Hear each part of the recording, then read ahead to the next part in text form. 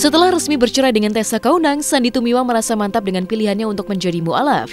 Selain itu, ayah dua anak ini pun tampak bertanggung jawab atas keyakinannya dengan mendalami agama yang dianutnya saat ini, dengan banyak belajar dan berguru pada para ahli agama Islam. Hal itulah yang dilakukan Sandy kemarin. Ia menimba ilmu agama kepada seorang syekh asal Madinah yang kini menjadi warga negara Indonesia, Syekh Ali Jaber. Tampaknya keseriusan Sandy untuk mendalami agama Islam dipicu oleh panggilan hatinya agar kelak ia bisa menjadi pendakwah. Ya alhamdulillah, artinya kan ketika seseorang atau saya deh, nggak usah jauh-jauh, nggak usah orang lain, mau membelajar, pasti diberikan kemudahan atau kan diberikan selalu petunjuk. Ya itu yang saya alamin sekarang gitu kan.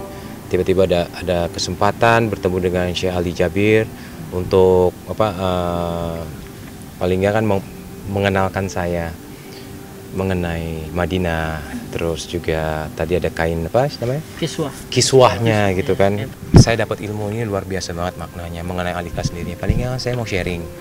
Karena memang di ajaran saya sebelumnya kan ada di sini mencari kerajaan Tuhan dan kebenarannya. Artinya kita kan belajar untuk mencari yang benar.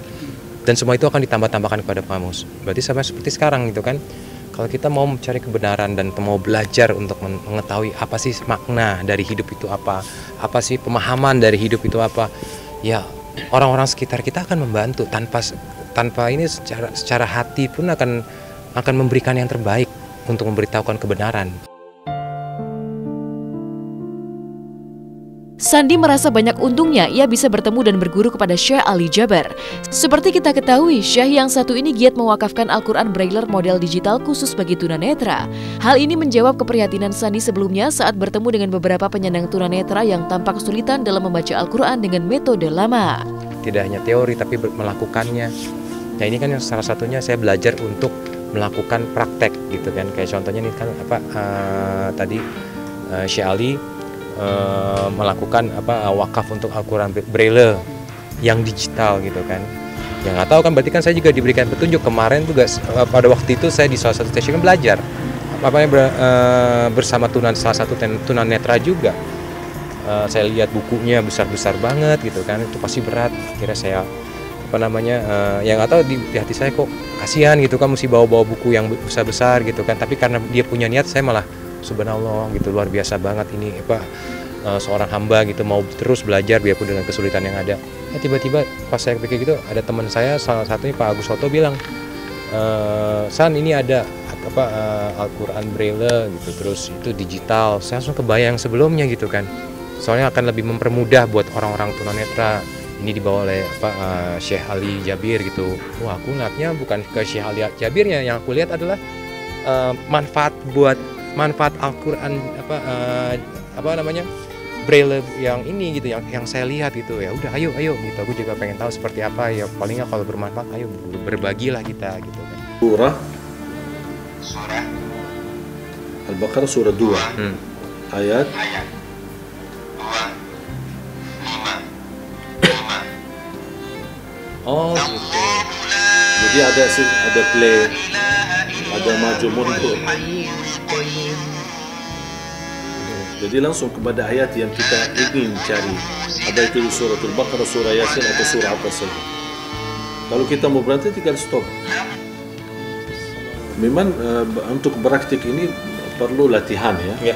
Tapi subhanallah saya lihat orang tunanetra itu kalau dilatih, jujur saja lebih pintar daripada kita. Padahal kita kan lihat, bisa baca, bisa bahkan bisa kita lihat kotaknya di mana besar.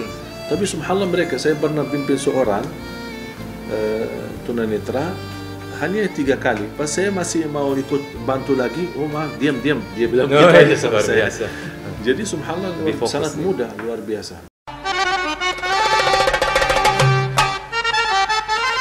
Di tengah kesibukan Sandy mendalami ilmu agama, rupanya ia juga peka dengan apa yang terjadi pada mantan istrinya Tessa Kaunang yang kabarnya belum sebulan resmi bercerai dengan Sandy. Ia sudah dekat dengan pria lain yang kabarnya seorang pengusaha bernama Indra Waluyo.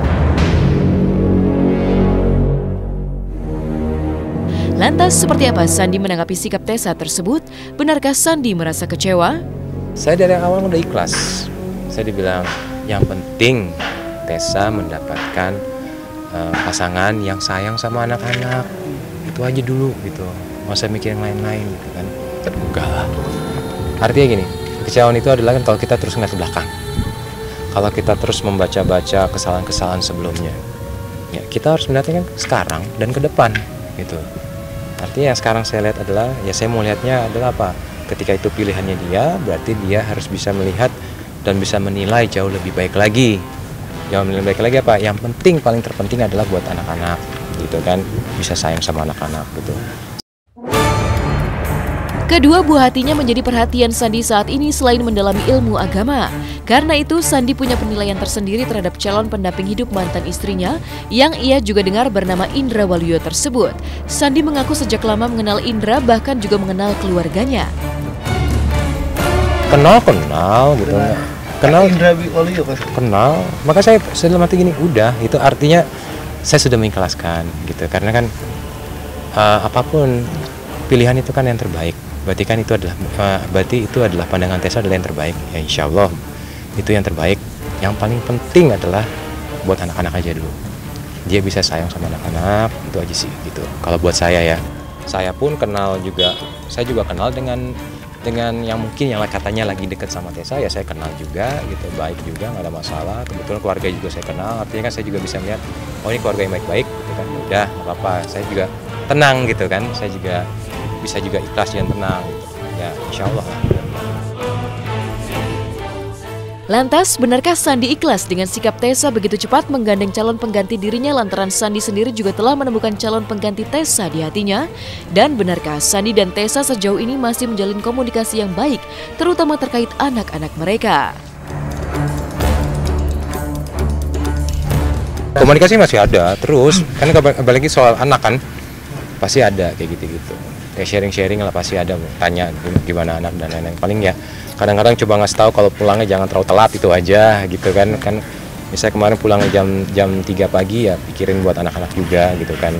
Berhubungan teman semua boleh, yang penting kan pikirkan juga anak-anak, waktu kamu juga harus diperhatikan. Karena bagaimana kamu bisa menghargai diri kamu sendiri bagaimana orang lain bisa menghargai diri kamu sendiri kalau kamu tidak bisa menghargai diri kamu sendiri, atau bagaimana orang lain bisa menghargai waktu kamu kalau kamu sendiri tidak bisa menghargai waktu kamu. Kan itu aja. Ya nggak apa-apa, maksudnya kan itu udah pilihan. Karena kan kita saya sama Tessa juga sudah tidak.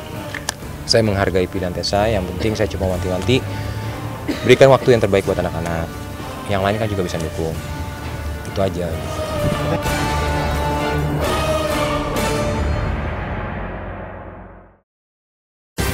Lantaran ingin sembuh dari penyakit di bagian rahim yang dideritanya, Julia Perez terbang ke Singapura selama 3 hari untuk berobat. Kepergiannya ke negeri singa ini juga dimanfaatkan untuk berkonsultasi mengenai rencana dan keinginannya untuk memiliki bayi tabung. Berbeda dengan Jupe yang ingin segera memiliki anak meski belum menikah, pasangan Renata dan Fahri Albar tengah berbahagia karena Renata tengah hamil dan usia kandungannya sudah 5 bulan. Seperti apa kebahagiaan mereka? Simak hanya di Hotshot sesaat lagi.